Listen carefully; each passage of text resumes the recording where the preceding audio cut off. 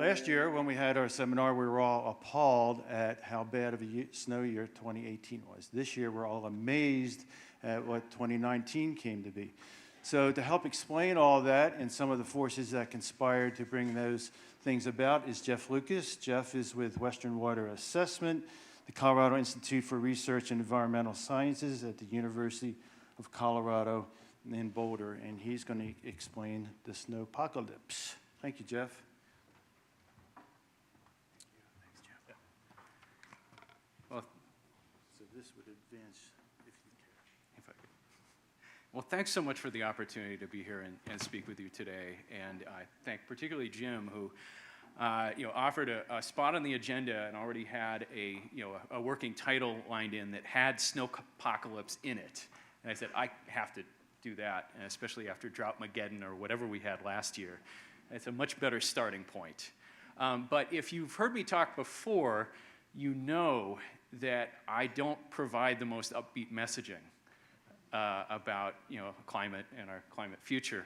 And I have to stick with that theme. And so I will find a dark side to Snowpocalypse by the end of this. But I want to kind of review what happened this winter and talk a little bit about some of the mechanisms. Could we, how did we predict it or not as it was ongoing, and then the consequences for hydrology. So the less said again about 2018, the better. But just to note that we were at a very low starting point, and as we went into water year 2019, and especially with what we call the antecedent soil moisture. So that soil moisture bank that needs to be refilled before we get any runoff the following year. So, well below average all over the upper basin, and particularly in the San Juan and the Gunnison at near record low levels. So this was we were already in the hole coming into the snow season. And so this is, if you have not looked at these plots before, this is from the Colorado Basin River Forecast Center, CBRFC. These are the forecast evolution plots that get built day by day throughout the forecast season from December through July. Hugely informative, and so those purple bars are showing the range of uncertainty on each day in their daily ensemble streamflow prediction, the flow forecast for Powell inflows, April to July. And it's showing that at the beginning, from the first forecast in mid-December, that was that hole. We had mediocre snowpack at that point, but the reason that the forecasted flows were particularly low was because of that soil moisture deficit, and knowing that would have to be refilled before we got runoff. And then as we went into, things started to pick up a little in December and January, and then big bump in February, and particularly in the first half of March. And so when I think about Snowpocalypse this last year, it's really that 6-week period, and particularly the first 2 weeks of March. And then we kind of held steady and got an additional boost in May that I'll talk about as well. So these show a couple of these plots that show the path and the strength of the Jetstream over the U.S., and I've got the upper and lower basins outlined. And this is the pattern you want to see to get a lot of moisture, particularly into the lower basin and the southern half of the upper basin. And we were not seeing this in November and December. We were seeing a weaker jet that was coming in sort of northwesterly. And that northwesterly flow gives you dribs and dabs particularly for the Upper Green and the Yampa, but not much at all for the Gunnison and San Juan and Point South. And then that pattern during January, and particularly starting early February, that pattern flipped. And suddenly you've got this southern storm track hitting, and the southern track means the storms can be much juicier. They're tapping warmer and moister air masses from the tropical and subtropical Pacific. And it was just one storm after another on this southern track, and westerly flow, which is much more conducive for all of the ranges of the upper basin, except maybe the Upper Green. And so this is showing monthly average through the month of February. So just showing the consistency. We had a nice low pressure trough above the upper basin that kept funneling and enhancing these storms as they passed over. And then even more so for the first 2 weeks of March. So this is the average path and strength of the Jetstream. Same track, but even a little stronger. And so that was when those storms were hitting, pulling in copious amounts of Pacific moisture into western Colorado. And so where we ended up with, and so these dots show the location of SNOTEL sites in the upper basin. And blue colors mean it was near record February plus March precipitation at those SNOTEL sites.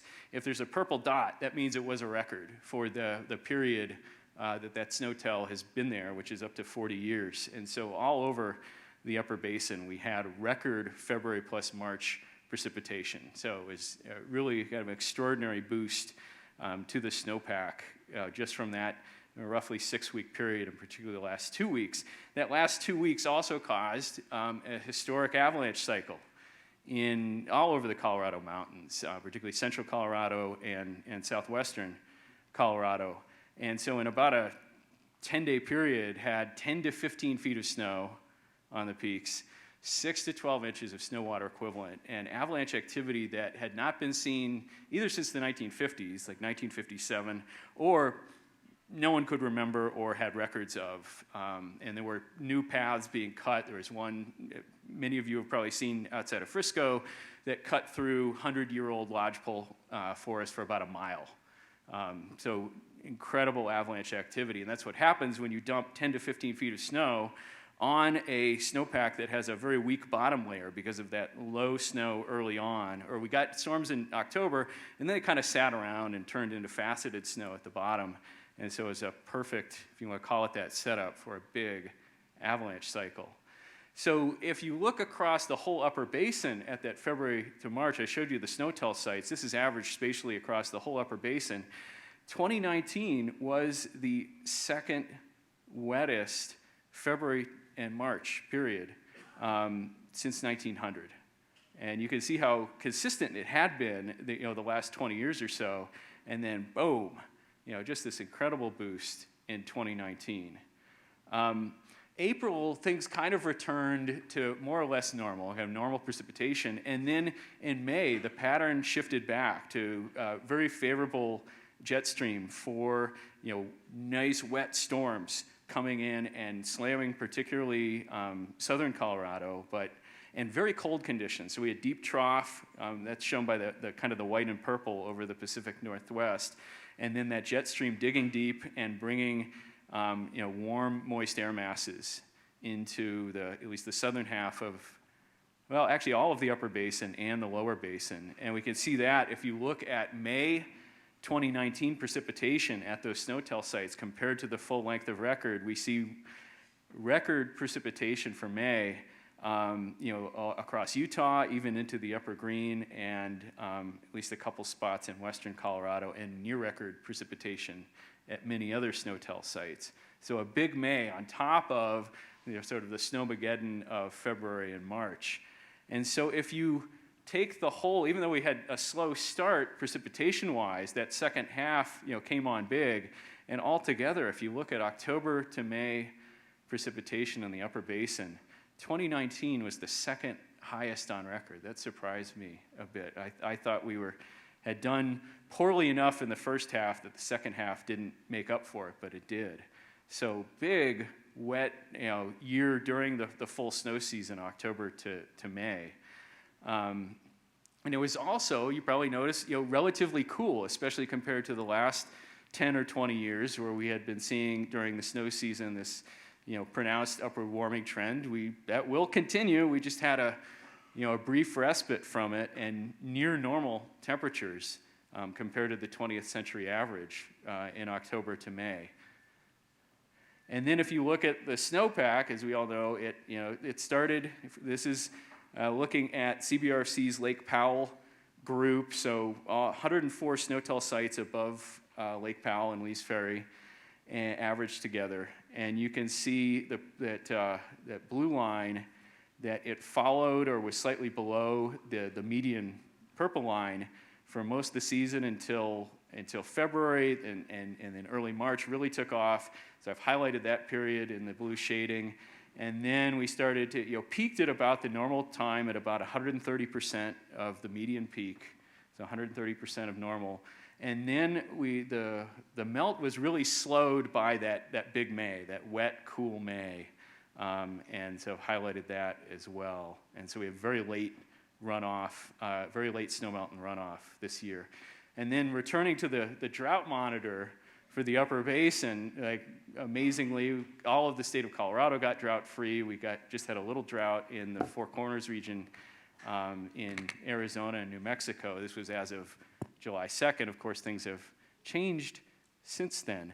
So why did this happen? Why did we get this snowmageddon?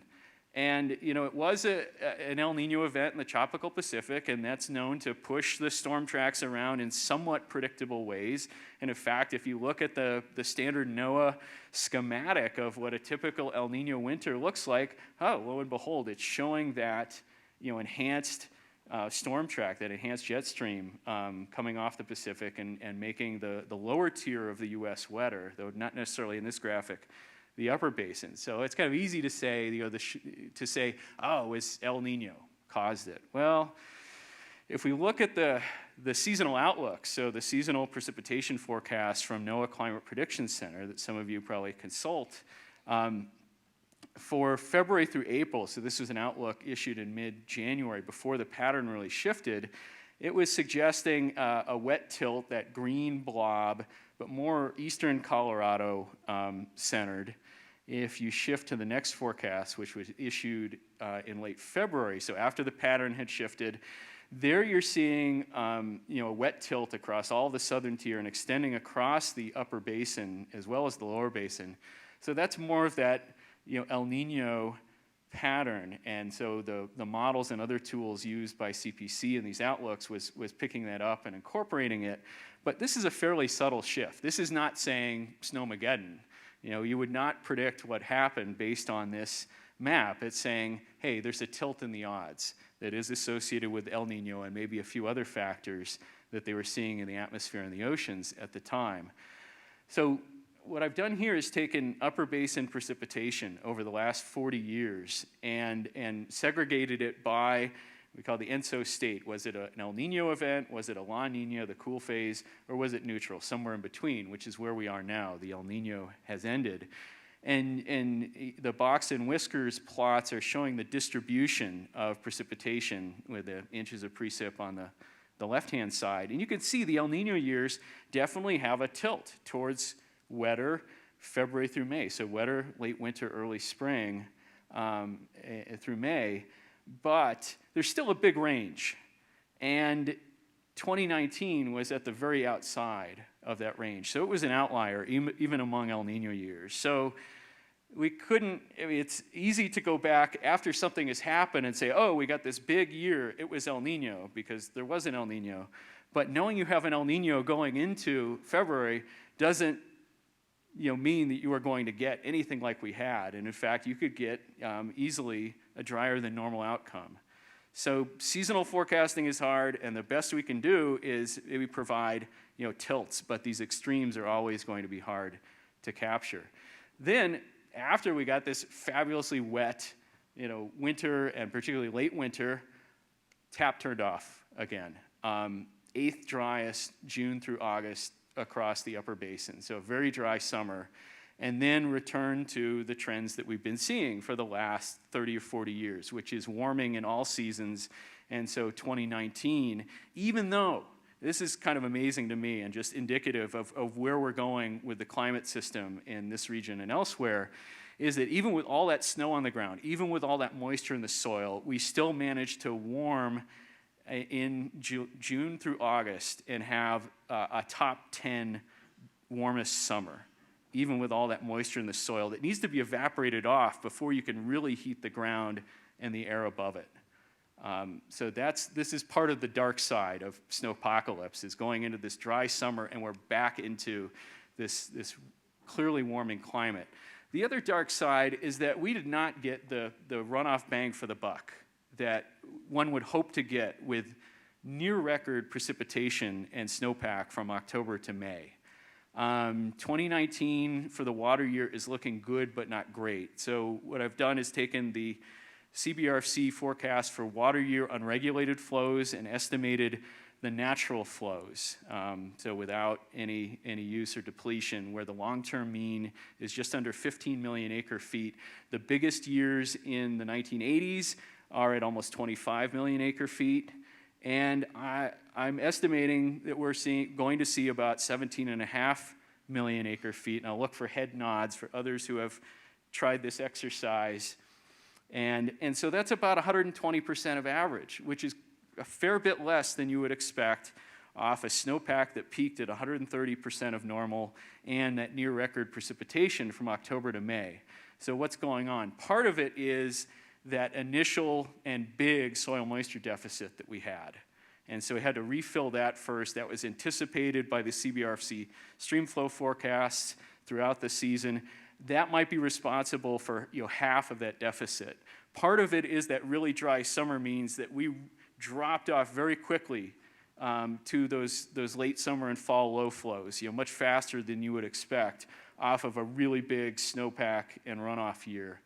And some of it, I think, is just that long-term, warming and drying of the basin, what Brad and others have called the aridification.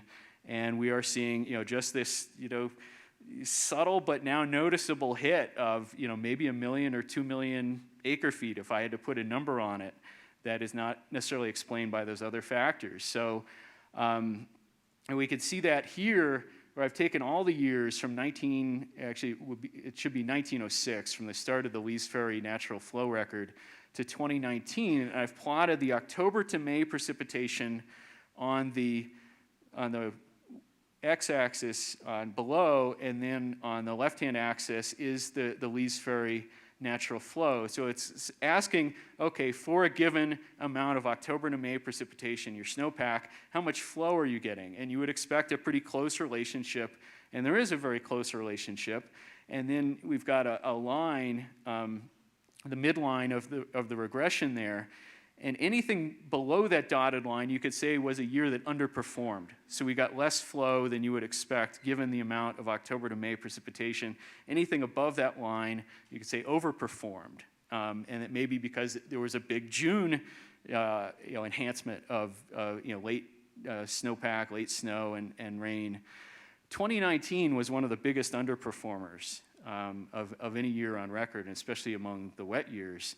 And it also falls into a trend across the last 20 years, which are all marked in orange-red, of most of the years have underperformed or have been right on that line.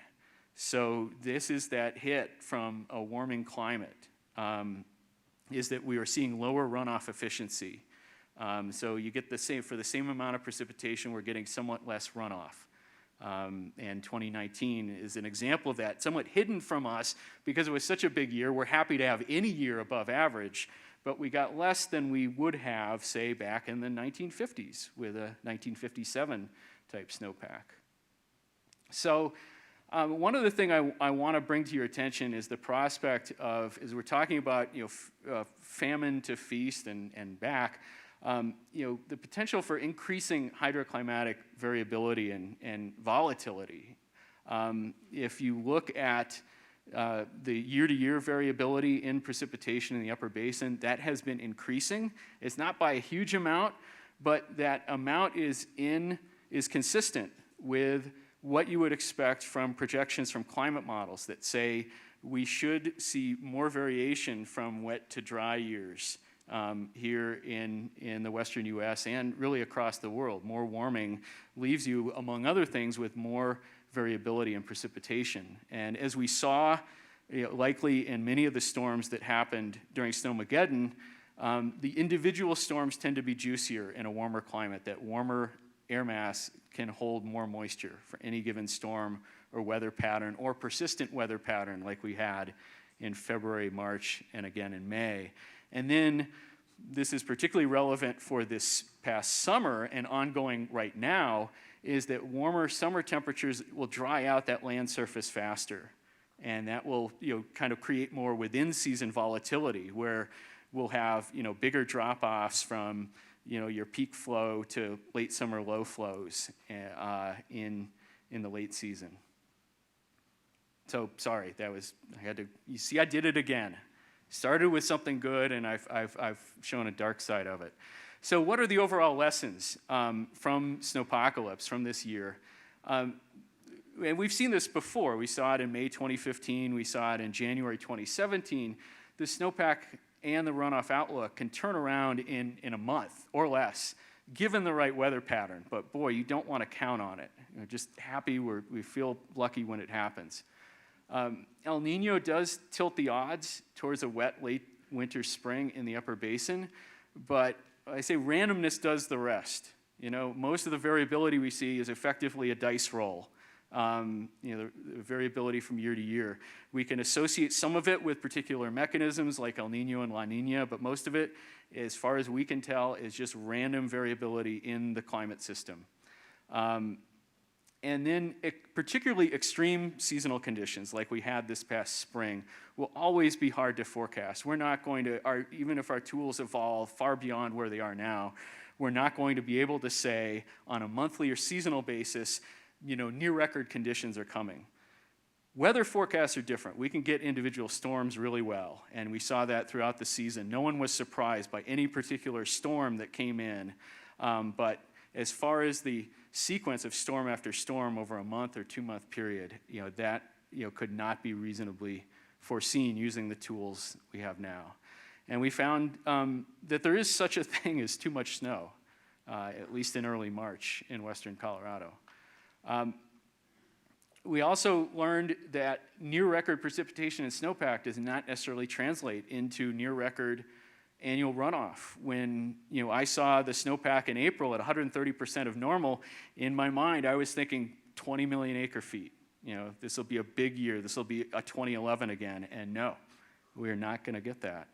And that we will likely see more frequent feast after famine years and famine after feast. That we're seeing increasing variability and volatility from year to year and also within season. If I have time, and I think I have a little time, I want to say a little bit about this report that will be coming out by the end of the year. A little bit about a very big report. This has been commissioned by Reclamation and a working group of state and municipal and regional water management agencies, including the Colorado River District.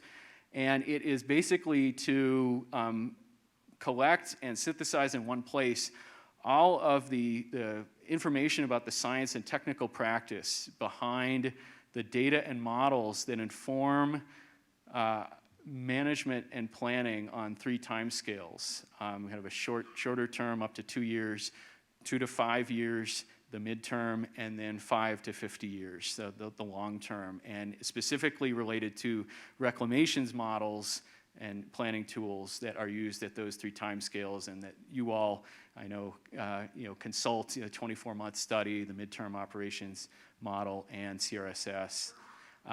So it's it's just ending its review period now. A number of the reviewers are in this room, and we thank you for your time and attention. Some of the sponsors are in this room. We thank you as well.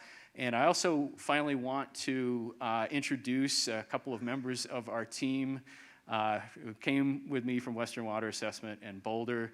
Liz Payton has been the co-leader of this effort. She has talked to some of you and indispensable to the production of this report. And then Lenica Wolders has just joined us as a research scientist and will be spending some time and finishing up the report. We hope to have that out in December 2019, and you all will make sure the River District puts it on, link on the homepage and gets it out to you in that way.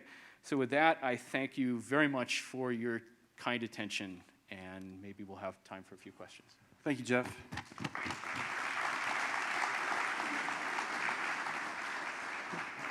We do have time for a question or two. In the back. My understanding is that the variability also affects the summer monsoons, and that with the summer monsoons or non-monsoons, they call this year's monsoon, that really affects your anticipated soil moisture levels. And so I kind of have a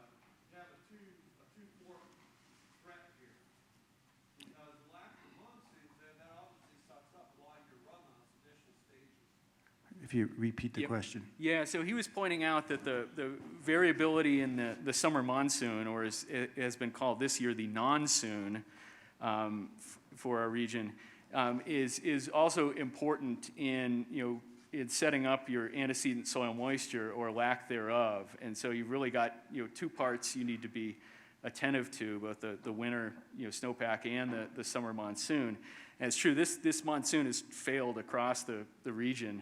And part of it may be, I have not seen, hopefully there will be some good assessments of it from the research community, that in part it was because of the extraordinary snowpack. There is a tendency towards weak monsoons after a big snowpack, because the wind shift that comes with a good summer monsoon, bringing those southerly winds, bringing moisture from the south, depends on the land surface really heating up in the early summer. And when you have a big snowpack sitting there, you don't get that heating that causes, air to rise on a regional basis and allow that southerly moisture flow to come in. So in a perverse way, the non-soon could be related to to Snow-Pocalypse, to the big snowpack. But you're very right, we need to be attentive to both. And going into next year, we are going to have lower antecedent soil moisture than you would expect after such a huge snow year, because the summer has been so dry. Okay, I think that's time. All right. Thank you very much, Jeff. Yeah, thank you, Jim.